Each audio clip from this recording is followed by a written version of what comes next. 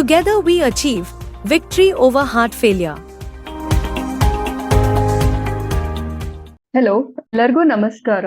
ನಾನು ಡಾಕ್ಟರ್ ಪ್ರತಿಭಾ ಸಂಜಯ್ ಮುರ್ಗೋಡ್, ಕಾರ್ಡಿಯಾಲಜಿಸ್ಟ್ ಮಾತಾಡ್ತಿರೋದು. ಇವತ್ತು ನನ್ನ ಟಾಪಿಕ್ ಏನಂದ್ರೆ ಹೃದಯದ ಹಾರ್ಟ್ ಫೇಲ್ಯೂರ್ ಅಥವಾ ಹೃದಯದ ವೈಫಲ್ಯತೆ ಬಗ್ಗೆ ಒಂದು ಸಣ್ಣ ಒಳನೋಟ.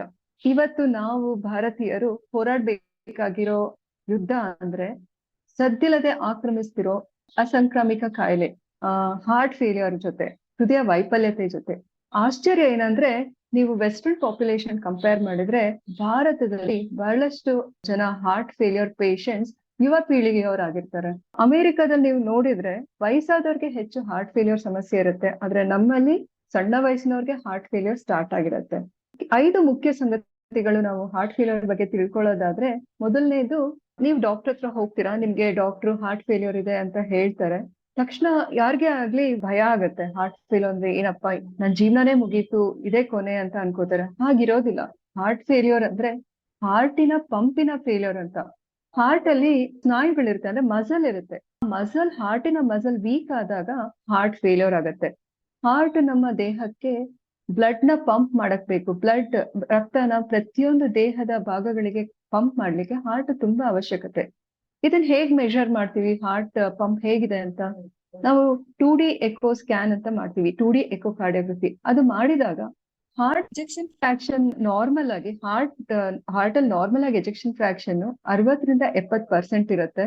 ಆದ್ರೆ ಯಾರಿಗೆ ಹಾರ್ಟ್ ಫೇಲ್ಯೂರ್ ಇದೆ ಅಥವಾ ಹೃದಯದ ವೈಫಲ್ಯತೆ ಇದೆ ಅಂತಾರಲ್ಲ, ಅವ್ರಿಗೆ ಹಾರ್ಟ್ ಎಜೆಕ್ಷನ್ ಫ್ರಾಕ್ಷನ್ ಸಾಧಾರಣ 30% ಕಡಿಮೆ ಇರುತ್ತೆ. ಸೊ ಹಾರ್ಟ್ ಸರಿ ಪಂಪ್ ಮಾಡೋದೇ ಇರೋದ್ರಿಂದ ಬೇರೆ ಬೇರೆ ಆರ್ಗನ್ಸ್ಗೆ ಬ್ಲಡ್ ಸಪ್ಲೈ ಸರಿಯಾಗೋದಿಲ್ಲ.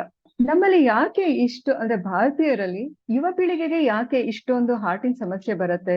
ಒಂದು, ನಮ್ಮ ಅನುವಂಶಿಕ ಅಂದ್ರೆ ಜೆನೆಟಿಕ್ ಮೇಕಪ್ ಏನಿದೆ, ಅಥವಾ ನಮ್ಮ ಜೀನ್ಸ್ ಅಥವಾ ವಂಶವಾಹಿಗಳು ಅಂತ ಏನಂತೀವಿ, ಹೇಗ್ ರೂಪುಗೊಂಡಿದೆ ಅಂದ್ರೆ ನಮ್ಗೆ ಹೃದಯ ಸಂಬಂಧಿತ ಕಾಯಿಲೆಗಳು ಈಸಿಯಾಗಿ ಬರುತ್ತೆ. ಅದು ಜೆನೆಟಿಕ್. ಸೊ ಅದರಿಂದ ಈ ಜೆನೆಟಿಕ್ ಅನ್ನೋ ಕಾರಣನ ನಾವು ಏನು ಮಾಡಕ್ಕಾಗಲ್ಲ, ಅದನ್ನ ಹೆಚ್ಚು ಬದಲಾಯಿಸ್ಲಿಕ್ಕೆ ಬರೋದಿಲ್ಲ.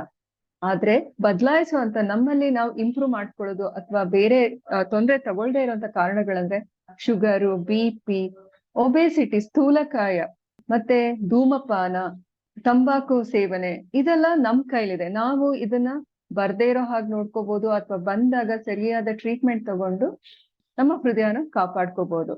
ಈ BP, ಶುಗರು ಅಥವಾ ಧೂಮಪಾನ ಮಾಡೋದ್ರಿಂದ ಸಣ್ಣ ವಯಸ್ಸಿನಲ್ಲೇ ಹೃದಯದ ವೈಫಲ್ಯತೆ ಕಾಣಿಸ್ಕೊಳ್ಳೋ ಸಾಧ್ಯತೆ ಇರುತ್ತೆ.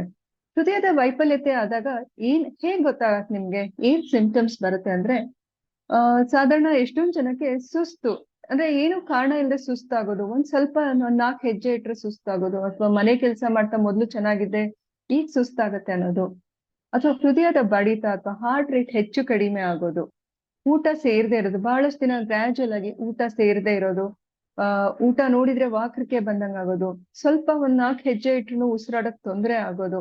ಈ ತರ ಎಲ್ಲ ಇದ್ದಾಗ ಹೃದಯ ವೈಫಲ್ಯತೆ ಇರೋ ಸಾಧ್ಯತೆ ಇರುತ್ತೆ. ಅಂತ ಸಮಯದಲ್ಲಿ ನೀವು ನಿಮ್ಮ ಹತ್ರದಲ್ಲಿರೋ ಡಾಕ್ಟರ್ ಹತ್ರ ಹೋಗಿ ತೋರಿಸ್ಕೊಳ್ಬೇಕಾಗತ್ತೆ. ಸೊ ಹೇಗೆ ನಾವು ಈ ಕಾಯಿಲೆಯಿಂದ ಕಾಪಾಡ್ಕೋಬಹುದು? ನಿಮ್ಗೆಲ್ಲರಿಗೂ ಗೊತ್ತಿರೋ ಹಾಗೆ ನಮ್ ಹೃದಯ ಜೀವನ ಇಡೀ 1 ನಿಮಿಷ ಬಿಡದೆ ಹೊಡ್ಕೊಳ್ತಾ ಇರುತ್ತೆ. ಡೆಫಿನೆಟ್ಲಿ ಹೃದಯ ನಿಂತ್ರೆ ನಾವು ಇರೋದಿಲ್ಲ. ಸೊ ನೀವ್ ಹೇಗ್ ಕಾಪಾಡ್ಕೋತೀರಾ? ಸಾಧಾರಣ 30 ವರ್ಷ ಆದ ನಂತರ ರೆಗ್ಯುಲರ್ ಆಗಿ ಬ್ಲಡ್ ಚೆಕ್ ಮಾಡಿಸ್ಕೋಬೇಕು. ವರ್ಷಕ್ಕೊಮ್ಮೆ ಅಥವಾ 2 ವರ್ಷಕ್ಕೊಮ್ಮೆ ರಕ್ತ ಪರೀಕ್ಷೆ ಮಾಡಿಸ್ಕೋಬೇಕು. ಅದರಿಂದ ನಮ್ಗೆ ಇಂಡೈರೆಕ್ಟ್ ಆಗಿ ಹಾರ್ಟಿನ ಫಂಕ್ಷನ್ ಹೇಗಿದೆ ಅಂತ ಗೊತ್ತಾಗುತ್ತೆ.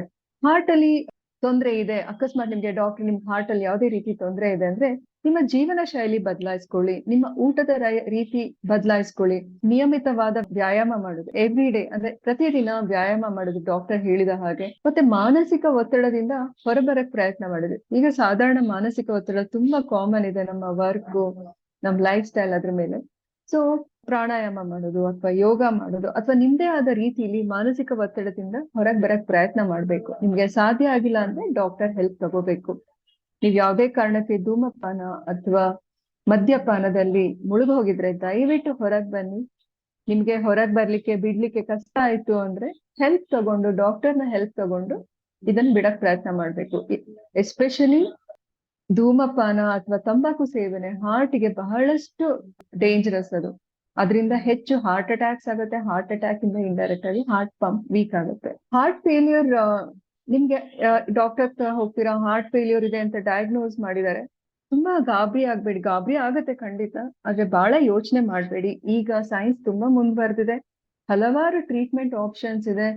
ಆ ಸರಿಯಾದ ಸಮಯಕ್ಕೆ ನೀವು ಚಿಕಿತ್ಸೆ ತಗೊಂಡ್ರೆ ನಿಮ್ಮ ಹೃದಯ ಸಂಬಂಧಿತ ಕಾಯಿಲೆ ಇಂದ ನೀವು ಹೊರಗೆ ಬರ್ಬೋದು, ಅಥವಾ ನಿಮ್ಮ ಹೃದಯದ ವೈಫಲ್ಯತೆ ಇಂಪ್ರೂವ್ ಆಗಿ ನಾರ್ಮಲ್ ಆಗ್ಬೋದು. ನೀವು ಸರಿಯಾದ ಪ್ರಮಾಣದಲ್ಲಿ ಚಿಕಿತ್ಸೆ ಎಲ್ಲ ತಗೊಂಡ್ರೆ ನೀವು ಬೇರೆ ಜನರಂತೆ ಸಂತೋಷವಾಗಿ ಜೀವನ ಮಾಡ್ಬೋದು. ಮತ್ತೆ ನೀವು ಬಿಡದೆ ಕರೆಕ್ಟ್ ಆಗಿ ಚಿಕಿತ್ಸೆ ತಗೊಳ್ಳೋದ್ರಿಂದ ನಿಮ್ಮ ಜೀವನಾವಧಿನೂ ಹೆಚ್ಚಾಗುತ್ತೆ.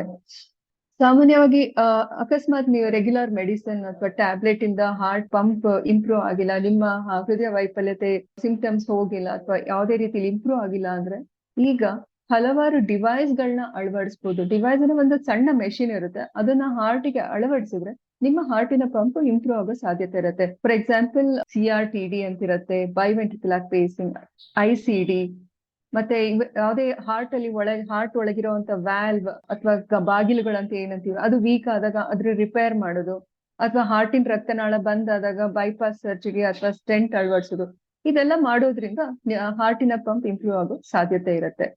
ಯಾವುದಕ್ಕೂ ಪ್ರತಿಕ್ರಿಯೆ ಮಾಡಿಲ್ಲ, ಸಣ್ಣ ವಯಸ್ಸಿನಲ್ಲೇ ಹಾರ್ಟ್ ಪಂಪ್ ವೀಕ್ ಆಗಿದೆ, ಮೆಡಿಸನ್ಗೆ ಯಾವುದಕ್ಕೂ ಪ್ರತಿಕ್ರಿಯಿಸಿಲ್ಲ ಅಂದ್ರೆ ಹಾರ್ಟ್ ಟ್ರಾನ್ಸ್ಪ್ಲಾಂಟ್ ಲಾಸ್ಟ್ ಆಪ್ಷನ್. ಈಗ ಅಂದ್ರೆ ಹೃದಯನ ಬದಲಾಯಿಸ್ತಾರೆ, ಅದು ಒಂದು ಆಪ್ಷನ್ ಇದೆ. ಸೊ ಫೈನಲ್ ಆಗಿ ಹೇಳೋದಂದ್ರೆ ದಯವಿಟ್ಟು ಸಣ್ಣ 30 ವರ್ಷ ದಾಟಿದ ನಂತರ ವರ್ಷಕ್ಕೆ ಅಥವಾ 2 ವರ್ಷಕ್ಕೊಮ್ಮೆ ರೆಗ್ಯುಲರ್ ಆಗಿ ಹೆಲ್ತ್ ಚೆಕ್ ಮಾಡಿಸ್ಕೊಳ್ಳಿ. ಇನ್ನೊಂದೇನಂದ್ರೆ ಗಂಡಸಾಗ್ಲಿ ಹೆಂಗಸರಾಗ್ಲಿ ನಮ್ಮ ಇಂಡಿಯಾದಲ್ಲಿ, ಭಾರತದಲ್ಲಿ ಹಾರ್ಟ್ ಫೇಲ್ಯೂರ್ ರಿಸ್ಕ್ ಎಷ್ಟಿದೆ ಅಂದ್ರೆ 5 ಜನರಲ್ಲಿ ಒಬ್ರಿಗೆ ಹೃದಯ ವೈಫಲ್ಯತೆ ಆಗೋ ಸಾಧ್ಯತೆ ಇದೆ. ಸೊ ಮೊದ್ಲಿಂದಾನೇ ಎಚ್ಚರಿಕೆ ವಹಿಸಿದ್ರೆ, ಅಂದ್ರೆ ಕಾಯಿಲೆ ಬಗ್ಗೆ ತಿಳ್ಕೊಂಡು ಹೇಗೆ ಮುಂದೂಡ್ಬೇಕು ಅಥವಾ ಹೇಗೆ ಅದರಿಂದ ದೂರ ಇರ್ಬೋದು ಅಂತ ತಿಳ್ಕೊಂಡ್ರೆ ನಿಮ್ಗೆ ಹೆಲ್ಪ್ ಆಗುತ್ತೆ. ಅಥವಾ ನಿಮ್ಗೆ ಹಾರ್ಟ್ ಫೇಲ್ಯೂರ್ ಅಂತ ಗೊತ್ತಾದಾಗ ಸರಿಯಾದ ಸಮಯದಲ್ಲಿ ಚಿಕಿತ್ಸೆ ತಗೊಂಡ್ರೆ ಹಾರ್ಟ್ ಫೇಲ್ಯೂರ್ ನಿಂದ ಹೊರಗೆ ಬರೋ ಸಾಧ್ಯತೆ ಹೆಚ್ಚುತ್ತೆ. Thank you.